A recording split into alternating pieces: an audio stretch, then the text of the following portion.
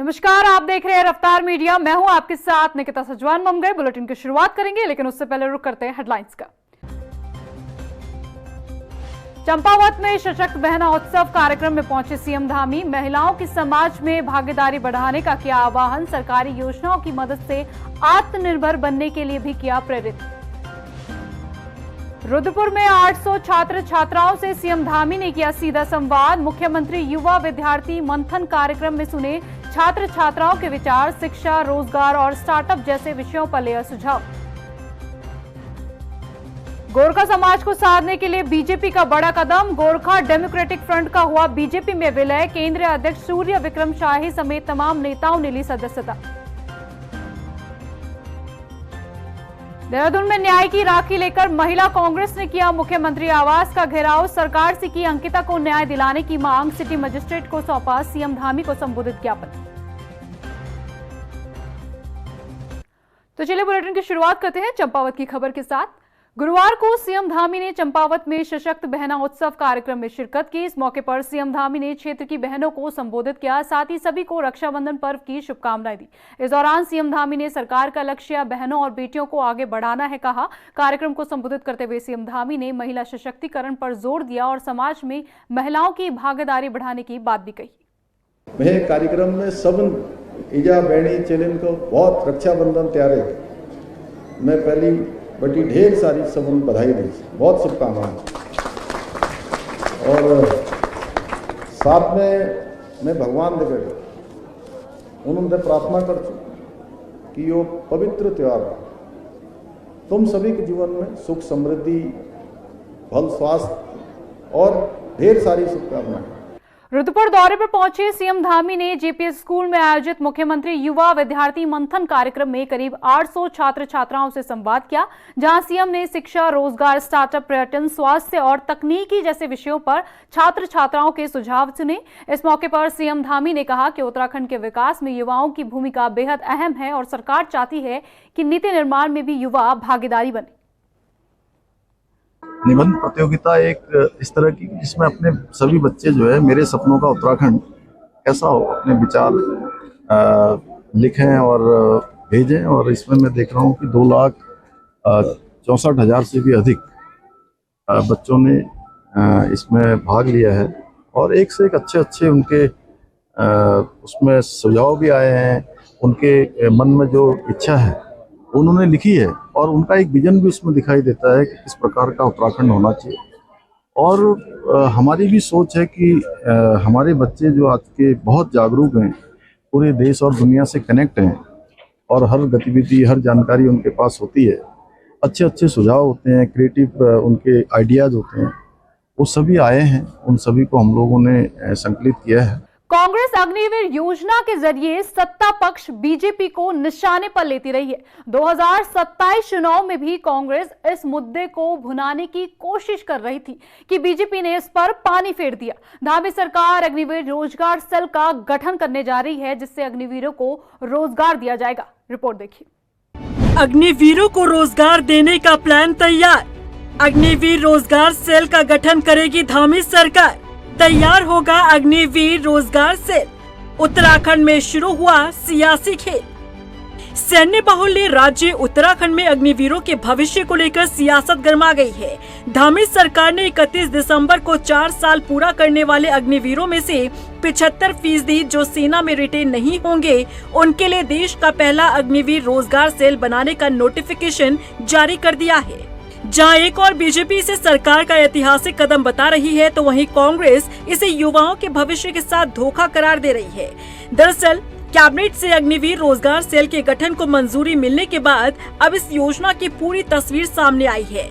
मुख्यमंत्री पुष्कर सिंह धामी की पहल पर तैयार किए गए इस पायलट प्रोजेक्ट में अग्निवीरों के रोजगार, स्वरोजगार, प्रशिक्षण और सरकारी योजनाओं से जुड़ने के लिए सिंगल विंडो व्यवस्था विकसित की जाएगी। सरकार ने अग्निवीरों के सुरक्षित और सम्मानजनक भविष्य की दिशा में एक महत्वपूर्ण कदम आगे बढ़ाया है। मुख्यमंत्री पुष्कर सिंह धामी की पहल पर तैयार किए गए अग्निवीर रोजगार सेल के गठन को मंजूरी मिल चुकी है। होकर लौटने वाले अग्निवीरों को राज्य सरकार की विभिन्न योजनाओं का लाभ दिलाने के लिए एक समर्पित सेल की स्थापना की जाएगी की घोषणा की गई थी। के क्रियान्वयन हेतु राज्य सरकार के स्तर पर सेवामुक्त अग्निवीरों के संबंधित विषयों के लिए एक समर्पित प्रकोष्ठ स्थापित किए जाने तथा प्रकोष्ठ के प्रभारी कार्यान्वयन हेतु संविदा के आधार पर निम्नलिखित 6 पदों का प्रस्ताव प्रस्तुत किया गया था नए पदों के सृजन के लिए, जिसमें उप निदेशक 1, सहायक निदेशक 2, कनिष्ठ सहायक 2 और डाटा एंट्री ऑपरेटर 1, जिस पर माननीय मंत्रिमंडल की सहमति और अनुमति दी गई। वहीं बीजेपी के मुताबिक इस सेल की 3 बड़ी खासियत है। पहला, ये सिंगल विंडो सिस्टम होगा। दूसरा, सीएम सचिवालय खुद इसकी मॉनिटरिंग करेगा। तीसरा, अग्निवीरों को उनके कौशल, हुनर और इच्छा के हिसाब से चाहे नौकरी हो, पीएसयू, कॉर्पोरेट, स्वरोजगार या आगे पढ़ाई, हर तरह की मदद दी जाएगी।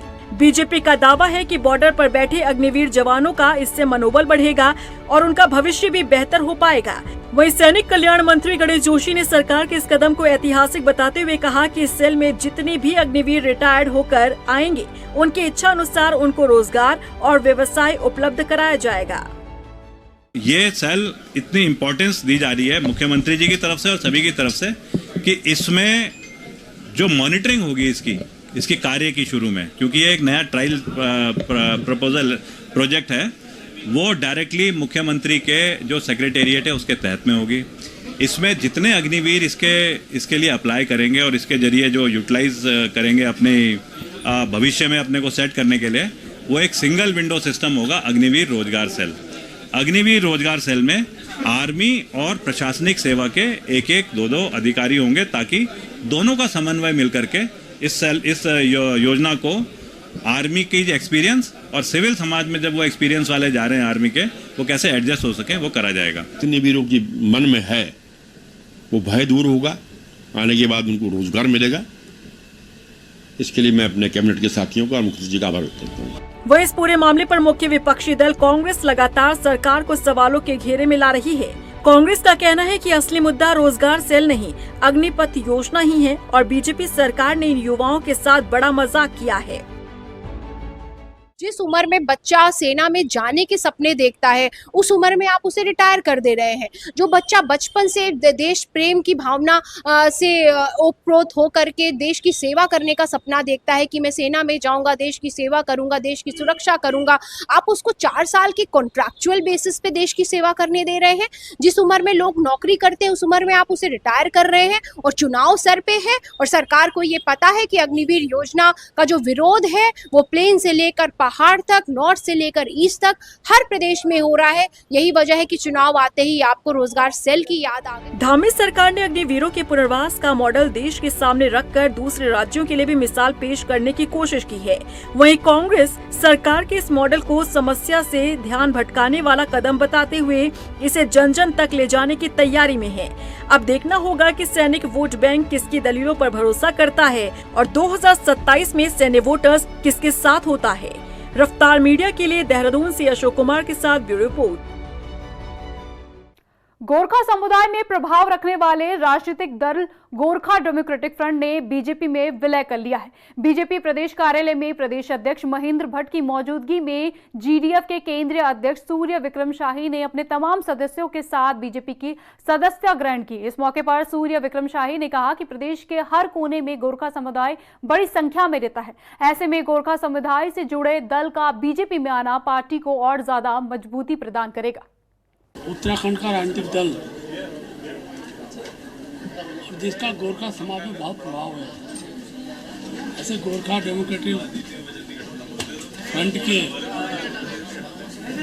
केंद्रीय अध्यक्ष श्री सूर्य विक्रम शाही जी ने अपने पूरे दल का विलय भारतीय जनता पार्टी में किया है। मैंने उनको व्यक्तिगत रूप से उनका स्वागत किया, अभिनंदन किया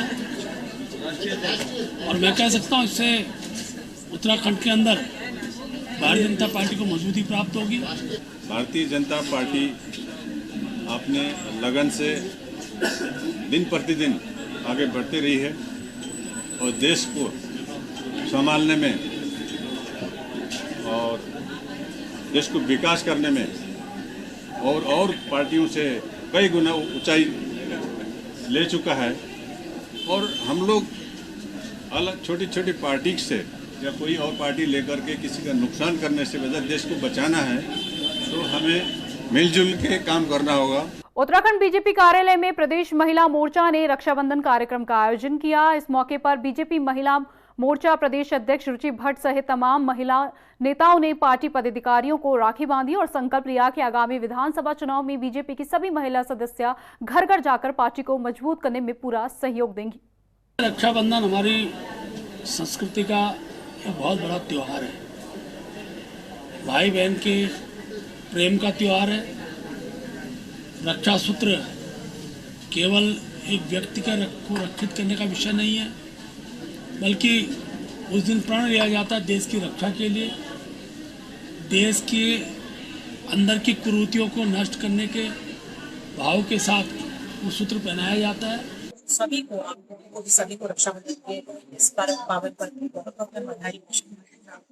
कल हमने रक्षाबंधन मान्य के साथ शुरुआत की, ज्ञान दिया हमारे पदाधिकारियों के साथ। आज हम ये कार्यक्रम लेकर अपने कार्यालय, क्योंकि कार्यालय भी हमारे संगठन के घर से समान, और यहाँ भी हमारे संगठन के सभी हमारे भाई जना पार्टी का कार्य करते हैं, तो हमें इसलिए बताया कि ये कार्यक्रम के साथ सेलिब्रेट करें।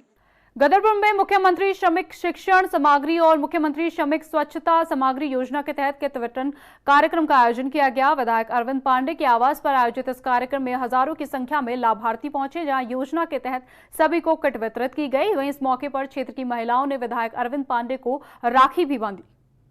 जहाँ भी लोगों को आसानी से सुविधा मिल पाएगी वहाँ सभी जगह कैंप लगा दिया जाएगा, चाहे दिनेशपुर हो, चाहे गोलक भोज हो, चाहे नगर पालिका हो, चाहे कोई सी भी ग्राम सभा हो। हमारी कोशिश होगी कि सभी लोगों को सभी पात्र लोगों को ये सामग्री मिलनी चाहिए, और इसमें कोई किसी के साथ भेदभाव नहीं, कोई जातिवाद नहीं, कोई क्षेत्रवाद नहीं, कोई धर्मवाद नहीं, कोई बीजेपी कांग्रेस नहीं। सभी जो पात्र श्रमिक हैं उनको ये सुविधा मिलनी चाहिए। सरकार ने उनके लिए काम किया। देहरादून में प्रदेश की सरकार और शासन प्रशासन बैठकर पूरे उत्तराखंड के विकास की मॉनिटरिंग करता है, लेकिन राजधानी से कुछ दूरी पर एक गांव ऐसा भी है जहां 11 परिवार पिछले 3 साल से सड़क का इंतजार कर रहे हैं। ग्रामीण पहाड़ी से नीचे उतरकर गदेरा पार करते हैं। ग्रामीणों को हर बार जान जोखिम में डालनी पड़ती है। यहां तक कि रक्षाबंधन पर बहनों का भाई के पास पहुंचना भी मौसम पर निर्भर करता है। रिपोर्ट देखिए। 3 सालों से टूटी सड़क, गदेरा पार करने को मजबूर 11 परिवार। राखी बांधने के लिए कैसे जाएंगी बहनें? मौसम के भरोसे रक्षाबंधन का त्योहार। ये तस्वीरें राजधानी देहरादून के सहसपुर ब्लॉक के बटोली गांव की है। गांव में करीब 11 परिवार रहते हैं, लेकिन इन परिवारों की जिंदगी पिछले 3 साल से एक सुरक्षित रास्ते के इंतजार में अटकी है। गांव का मुख्य रास्ता बारिश में बह जाने के बाद आवाजाही के लिए ग्रामीणों के पास कोई सीधा रास्ता नहीं बचा। अब गांव से बाहर निकलने के लिए ग्रामीणों को पहले पहाड़ी से नीचे उतरना पड़ता है। इसके बाद गदेरा पार करके दूसरी तरफ की पहाड़ी चढ़नी पड़ती है और फिर कोटी गांव पहुंचते हैं। बरसात में गधेरे का जल स्तर बढ़ते ही ये रास्ता और भी ज्यादा खतरनाक हो जाता है। पहाड़ी से अचानक आने वाला बरसाती पानी कभी भी गधेरे का बहाव तेज कर सकता है। ग्रामीणों के लिए सबसे बड़ी परेशानी मेडिकल इमरजेंसी के दौरान होती है। गांव में किसी की तबीयत बिगड़ने पर ग्रामीणों को पहले लोगों को इकट्ठा करना पड़ता है। इसके बाद मरीज को कुर्सी पर बांधकर कई लोग मिलकर गधेरे और पहाड़ी के रास्ते से दूसरी तरफ लेकर जाते हैं। इसके बाद ही मरीज को अस्पताल पहुंचाया जा सकता है। ग्रामीणों का कहना है कि पिछले 40 सालों में इस तरह की स्थिति कई बार बनी, लेकिन बीते 3 साल से गांव का मुख्य रास्ता ही नहीं है। हरपटपुर में निकट पानी की टंकी हरपटपुर चौक से ऊपर, हम वहाँ पे नहीं जा पाए। जब यहाँ पे आया तो हम यहाँ पे वापस लौट गए। तो इतना पानी था कि पूरा वो जैसे मिक्सर मशीन में चलता है वो चल रहा था पूरा यहाँ पे। तो अब बताओ आप, हमारी जिंदगी देखो तुम। अभी मैं मात्र 2 किलो भिंडी, 1 किलो लौकी, 1 किलो खीरा लेके आया। घर में साग सब्जी भी चाहिए। घर वाली के फोन 10 आ गए कि वहां ना फंस जाना, कोटी दे जाना रात को। मगर मैं घर आऊंगा यार।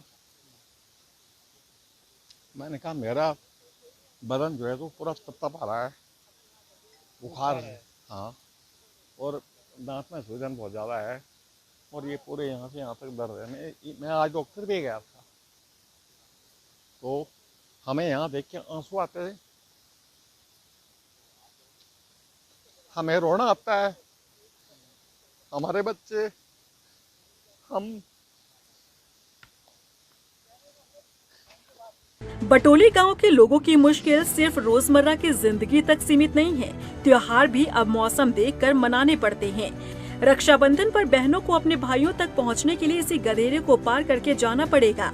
कई बहनें बारिश के डर से गांव तक नहीं पहुंच पाती। यहाँ तो कितने घर होंगे? 11 घर है फिलहाल।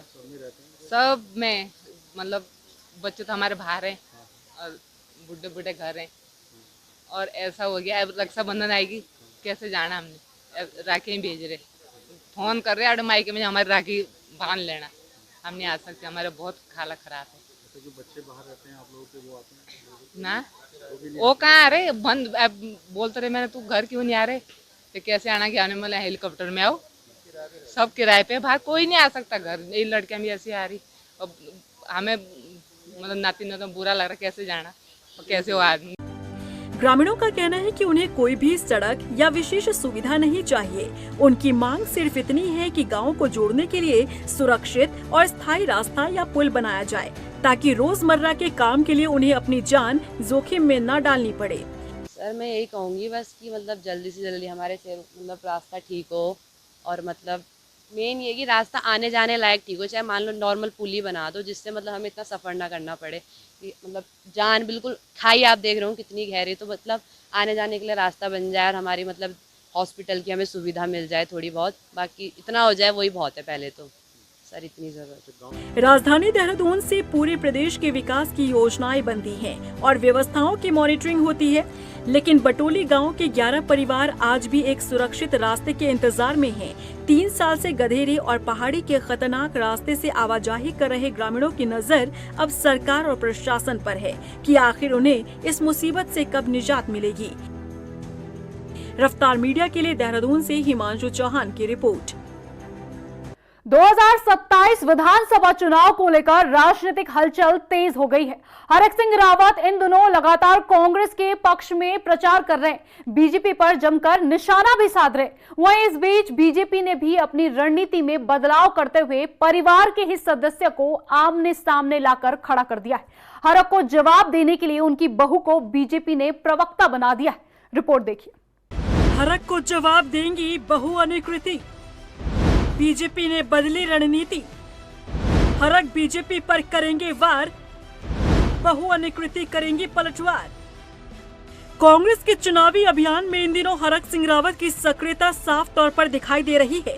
प्रदेश चुनाव प्रबंधन समिति के अध्यक्ष की जिम्मेदारी संभालने के बाद हरक सिंह रावत लगातार अलग अलग क्षेत्रों में पहुंच रहे हैं और कांग्रेस के पक्ष में माहौल बनाने की कोशिश कर रहे हैं। जनसभाओं में उनके निशाने पर अक्सर बीजेपी और बीजेपी के नेता रहते हैं। हरक सिंह रावत के इन बयानों के बीच अब बीजेपी ने अपना सियासी दांव चल दिया है। हरक सिंह रावत की पुत्र वधू अनुकृति को प्रदेश प्रवक्ता बना दिया गया। बीजेपी के इस फैसले को लेकर अब राजनीतिक चर्चाएं तेज हो गई हैं। सियासी जानकार बीजेपी के इस फैसले को महज संगठनात्मक नियुक्ति नहीं बल्कि राजनीतिक रणनीति के तौर पर देख रहे हैं। माना जा रहा है कि हरक सिंह रावत जिस तरह से कांग्रेस के मंचों से बीजेपी पर हमलावर हैं, उसके जवाब में बीजेपी ने उनके परिवार से जुड़े चेहरे को ही सामने लाकर खड़ा कर दिया है। कांग्रेस प्रदेश महामंत्री राजेंद्र भंडारी का कहना है अब हरक सिंह रावत की पत्नी को तय करना होगा कि वो अपने पति का साथ देंगी या फिर अपनी पुत्रवधू का। भाई मैं तो इस तरह से देख रहा हूँ, मैं तो जो उनकी दीप्ति, उसकी अनुकृति की जो सास हैं दीप्ति रावत जी, उनसे पूछना चाहूँगा कि जो है तुम किसकी तरफ हो, तुम डॉक्टर साहब की तरफ हो या अपनी बहू की तरफ हो। अब लोग सवाल तो पूछ ही रहे हैं, अब ठीक है उनका अपना वो है कि भाई वो अपनी विचारधारा पता नहीं क्या है उसकी, कि कांग्रेस ने आते ही जो है एकदम उसको टिकट दे दिया, वो पार्टी छोड़ के भी चली गई, कार्यकर्ताओं को जो है क्या नाम कहते हैं चौराहे पे छोड़ के चली गई।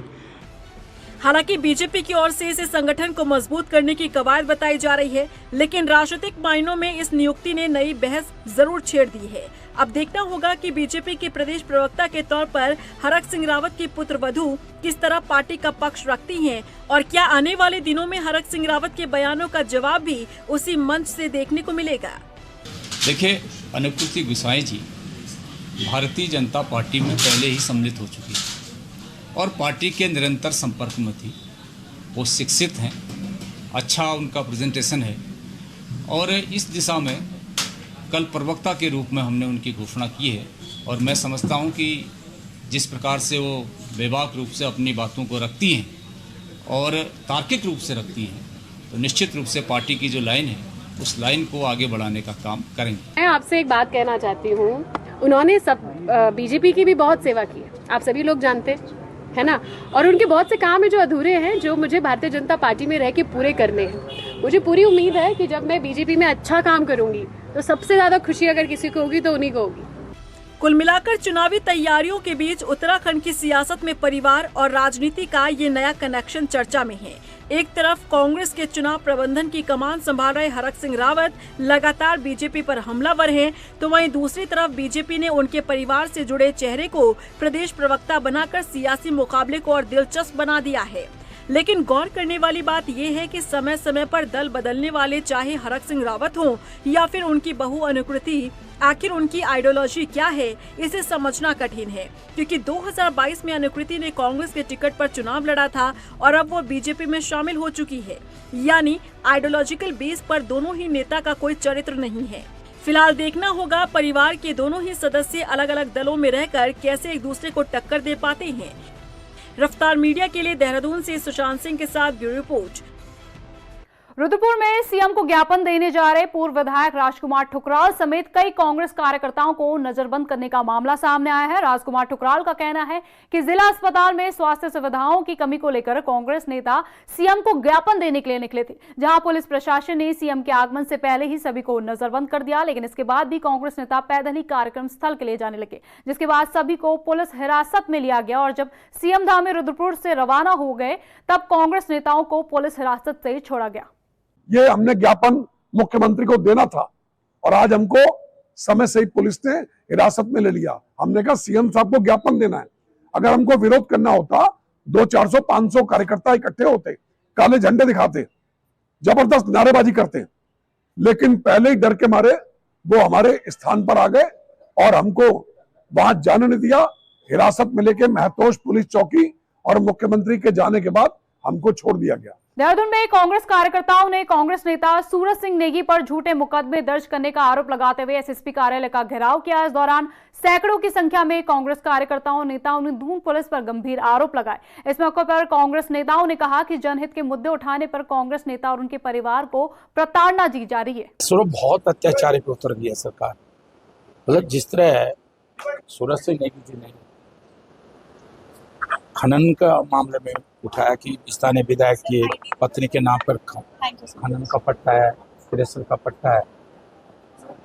आंकचा बेटी एक ने जब वीडियो बनाया कि भाई ये सड़क टूटी है, माननीय अमित शाह गृह मंत्री जी ने वायदा किया था कि सबसे सरकार बनती सरकार, तो उनके खिलाफ इतने फर्जी मुकदमा हो गए। अचानक ऐसे क्या होगा कि आप खोद खोद के फर्जी भूमि के मामले में सिविल केस के बजाय आप फर्जी मुकदमे दर्ज कर रहे हो।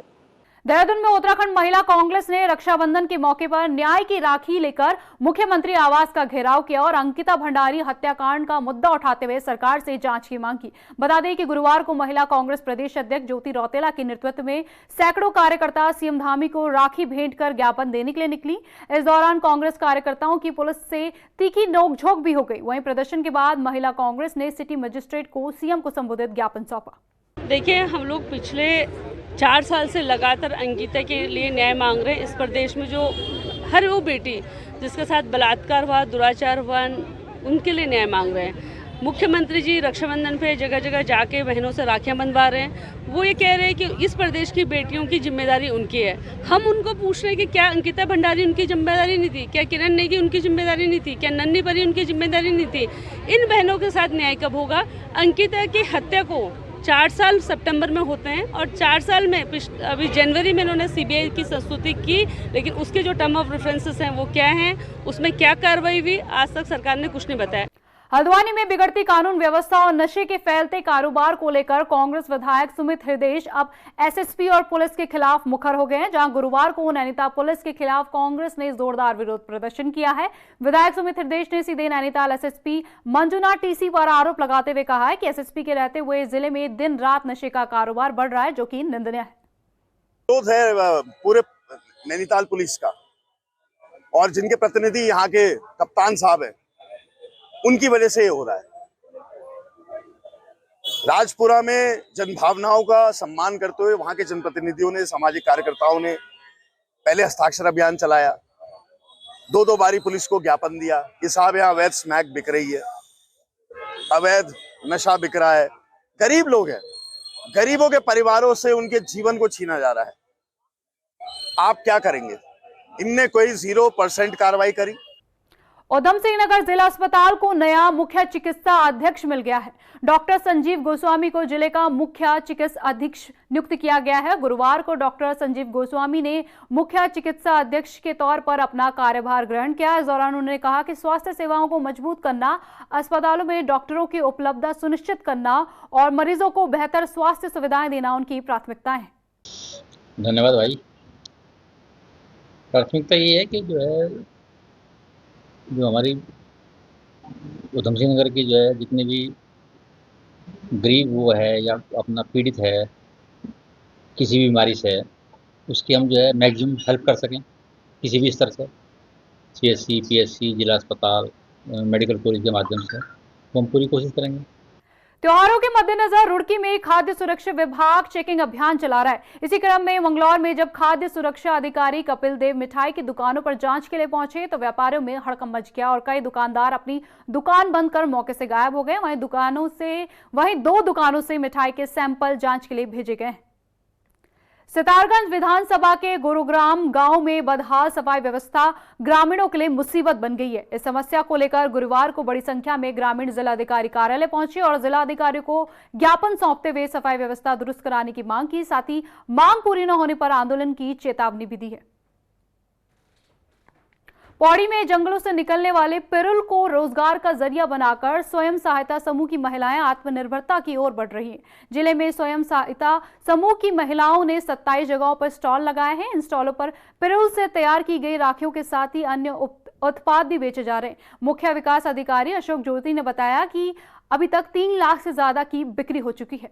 तो सर हमारे एक ही मांग है, हमारे गांव में गंदगी बहुत ज़्यादा हो रहा है। एक तो हमें कूड़ेदान के लिए एक गाड़ी की व्यवस्था चाहिए और दूसरी बात सर हमारा जो पंचायत भवन है उसकी हालत बहुत ख़राब है, जर्जर हालत में है। उसको भी हमें चाहिए कि जल्दी से जल्दी वो एक अच्छा पंचायत भवन हमारे लिए सरकार की तरफ से या प्रशासन की तरफ से मिले, हमें यही मांग है। और इस बुलेटिन में फिलहाल इतना ही, लेकिन जाते जाते एक बार फिर रुक करते हैं हेडलाइंस का। चंपावत में सशक्त बहना उत्सव कार्यक्रम में पहुंचे सीएम धामी। महिलाओं की समाज में भागीदारी बढ़ाने का किया आह्वान। सरकारी योजनाओं की मदद से आत्मनिर्भर बनने के लिए भी किया प्रेरित। रुद्रपुर में 800 छात्र छात्राओं से सीएम धामी ने किया सीधा संवाद। मुख्यमंत्री युवा विद्यार्थी मंथन कार्यक्रम में सुने छात्र छात्राओं के विचार। शिक्षा, रोजगार और स्टार्टअप जैसे विषयों पर लिया सुझाव। गोरखा समाज को साधने के लिए बीजेपी का बड़ा कदम। गोरखा डेमोक्रेटिक फ्रंट का हुआ बीजेपी में विलय। केंद्रीय अध्यक्ष सूर्य विक्रम शाही समेत तमाम नेताओं ने ली सदस्यता। देहरादून में न्याय की राखी लेकर महिला कांग्रेस ने किया मुख्यमंत्री आवास का घेराव। सरकार से की अंकिता को न्याय दिलाने की मांग। सिटी मजिस्ट्रेट को सौंपा सीएम धामी को संबोधित ज्ञापन।